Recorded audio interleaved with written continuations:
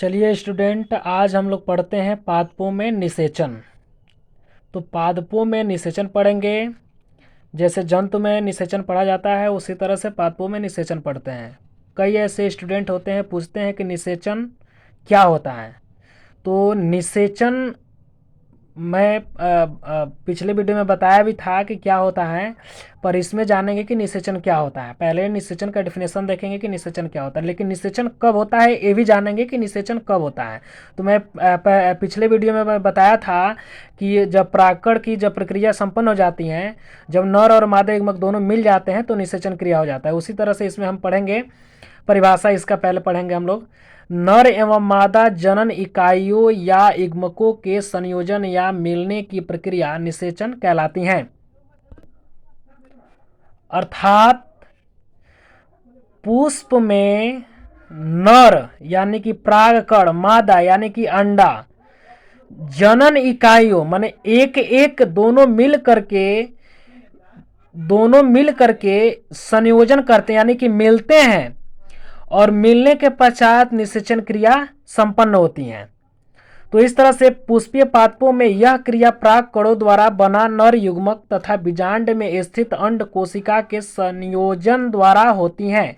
मैं पहले ही बता चुका हूं कि निषेचन क्रिया में यानी कि पुष्पीय पादप में परागकण नर भाग होता है और बीजांड में उपस्थित अंडा जो है मादा भाग होता है, तथा दोनों के मिलने से निषेचन क्रिया संपन्न होता है।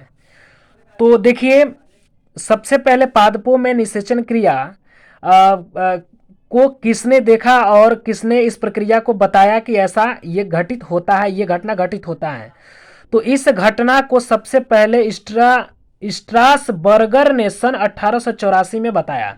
स्ट्रास जो है बर्गर एक वैज्ञानिक हैं, जो उन्होंने बताया कि पादपों में भी निषेचन संभव है और होता भी है। तो उन्होंने बताया, किस सन में बताया? 1884 में बताया। अब देखिए आगे देखेंगे, अगुणित मतलब एन की संख्या यानी कि हैप्लॉयड नर युग्मक भी एन होता है और मादा युग्मक भी एन की संख्या में होता है। कह रहे कि अगुणित नर तथा मादा युग्मकों के संयोजन के फलस्वरूप द्विगुणित यानी कि 2n युग्मनज बनता है, जिसे बीजाणुद्भिद पीढ़ी की मातृ कोशिका कह सकते हैं। यानी कि बीजाणुद्भिद से फल का निर्माण होगा और फल में उपस्थित बीज का निर्माण होगा। इसलिए कह रहे हैं कि बीजाणु उद्भिद यानी कि फल में बीज का निर्माण होगा, बीजाणु बनेगा, इसलिए हम उसको कह रहे हैं बीजाणु उद्भिद यानी कि पीढ़ी की मातृ कोशिका कह सकते हैं। मातृ कोशिका का मतलब कि मदर सेल, यानी कि इसी से नया प्लांट बनेगा। यानी कि उपस्थित बीज, फल में उपस्थित बीज से ही नया पादप का निर्माण होगा। इसको ऐसे भी समझा जा सकता है, जैसे ये हो गया मादा युग्मक और यहां हो गया नर युग्मक, दोनों मिलेगा। यहां पे देखिए ये नर एन की संख्या में है और मादा भी एन की संख्या में है, और दोनों जब फ्यूज्ड होगा, जब इसका फ्यूजन होगा यानी कि दोनों जब मिलेंगे तो यहाँ पे निषेचन क्रिया संपन्न हो जाएगा। निषेचन क्रिया जो है संपन्न हो जाएगा। निषेचन क्रिया के बाद जो है जाइगोट बनता है। क्या बनता है? जाइगोट यानी कि युग्मनज बनता है। युग्मनज बन जाता है और युग्मनज 2n की संख्या में होता है। क्यों? ये n और ये n दोनों आपस में मिलेगा तो यहाँ पर 2n होगा। तो जब 2n होगा, ये सेल्स है एक ये सेल्स है, दोनों जब आपस में मिलेगा प्लस हो जाएगा तो बराबर इस तरह से ये बड़ा सा संरचना ये बना लेगा, ऐसे बना लेगा। इसको हम क्या बोलेंगे?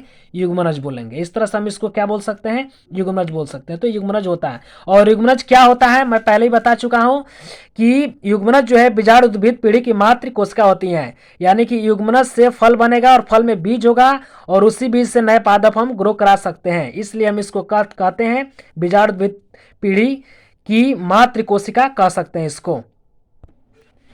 फिर अब पढ़ेंगे निषेचन का विधि क्या होता है। तो देखिए सबसे पहले यहाँ दिखाया गया पहला पॉइंट में, परागकण वर्तिकाग्र पर पहुंचकर वहां उपस्थित सक्रिय तरल पदार्थ को सोख कर फूल जाते हैं। यानी कि जो परागकण होते हैं वर्तिकाग्र पर जैसे ही पहुंचते हैं, देखिए यहाँ पे ये परागकण है, यहाँ पे आपको दिखाया गया प्राकड़ की संरचना, ये प्राकड़ है।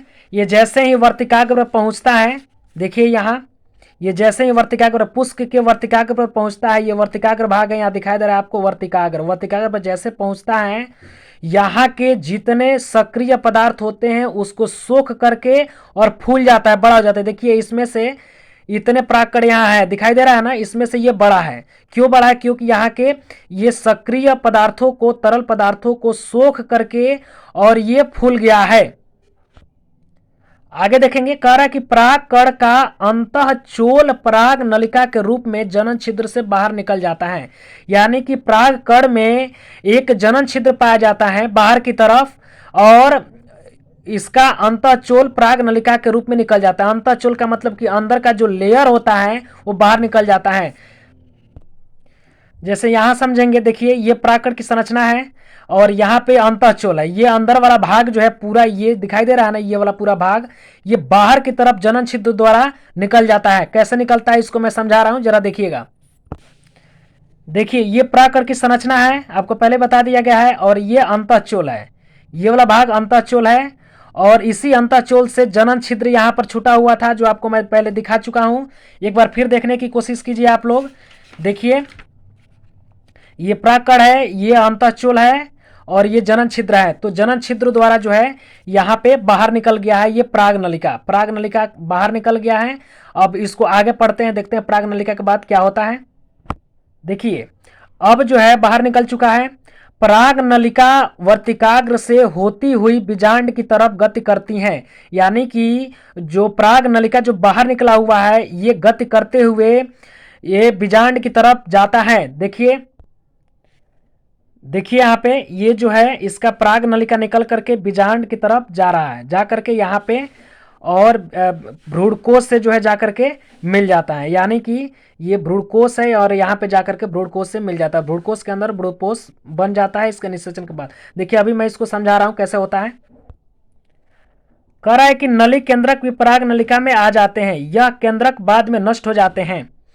तो पराग नली नली केंद्रक भी नली केंद्रक कहाँ पाया जाता है, मैं दिखाने की कोशिश कर रहा हूँ। देखिए देखिए ये है पराग नली, ये है पराग नली, ये पराग नली है, और पराग नली में यहाँ पर नली केंद्रक दिखाई दे रहा है आपको। ये जो है बाद में चल के नष्ट हो जाती हैं, ये नली क्या होती हैं, नष्ट हो जाती हैं। यही मैं आपको समझाने की कोशिश कर रहा हूँ कि ये बाद में जो है नली क्या होती है, नष्ट हो जाती हैं।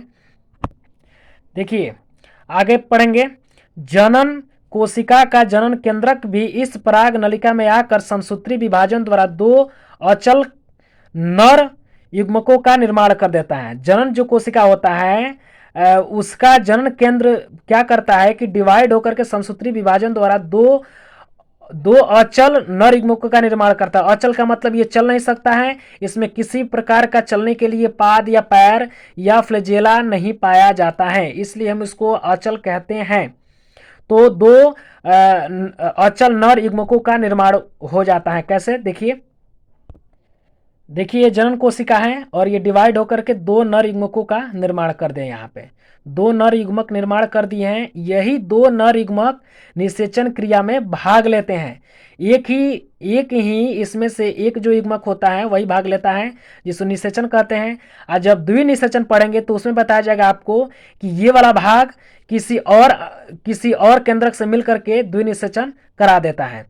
तो ये जनन कोशिका क्या करती है कि दो डिवाइड होकर के समसूत्री विभाजन द्वारा दो नर युग्मकों का निर्माण कर देता है। देखिए इस प्रकार पराग कण के अंकुरण से बनी पराग नलिका में दो नर युग्मक शुक्राणु उपस्थित होते हैं। पहले भी बताया गया है कि इस समसूत्री विभाजन द्वारा दो जो है नर युग्मकों का निर्माण हो गया है और इसमें ये पाए जाते हैं या रहते हैं, और आगे जाकर के अंडा से मिल करके निषेचन क्रिया करा देते हैं। देखिए यही चीज यहाँ पे समझाया गया आपको। पराग नलिका में उपस्थित एक नर युग्मक, माने नलिका में जो दो था उसमें से एक क्या करेगा, अंडाशय में उपस्थित अंड कोशिका, यानी कि अंडाशय भाग में भ्रूणकोश होता है, भ्रूणकोश होता है और भ्रूणकोश में भ्रूणपोष होता है और भ्रूणपोष में अंडा पाया जाता है, और वही अंडा उसी अंडा के साथ जाकर मिल के जो है उसी के साथ संयोग करके और निषेचन क्रिया को संपन्न करा देता है। देखिए इसको समझिए जरा। ये देखिए आपका अंडाशय भाग है, टोटल ये अंडाशय भाग है, इसमें जो है भ्रूणकोष पाया जा रहा है, ये देखिए भ्रूणकोष पाया जा रहा है, और इसमें जो है अंडा पाया जाता है। देखिए यहाँ पर ये ध्रुवीय केंद्रक पाया जाता है जिसको द्वितीय केंद्रक कहते हैं। द्वितीय केंद्रक जो है द्विनिषेचन में भाग लेता है। और यहाँ पे जो दो, देखिए यहाँ पे अंड समुच्चय पाया जा रहा है, 3 अंडा पाया जा रहा है। 3 में से एक अंडा, एक अंड कोशिका होता है और 2 सहायक कोशिकाएं होती हैं। और इसी अंड कोशिका से जो यहाँ पर उपस्थित होता है, ये इसमें से जो प्राग नलिका है, प्राग नलिका में 2 जो नर युग्मक है वही आकर के एक जो है अंड कोशिका से मिल जाता है। अंड कोशिका से मिलकर के निषेचन क्रिया को संपन्न करा देता है। हमें विश्वास है कि आप सभी स्टूडेंटों को अच्छी तरह से समझ में आ गया होगा पादपों में निषेचन। यदि पादपों में निषेचन आपको समझ में आ गया है तो लाइक करें, हमारे चैनल को सब्सक्राइब करें और हमारे चैनल को आगे बढ़ाने में सहायता करें। धन्यवाद।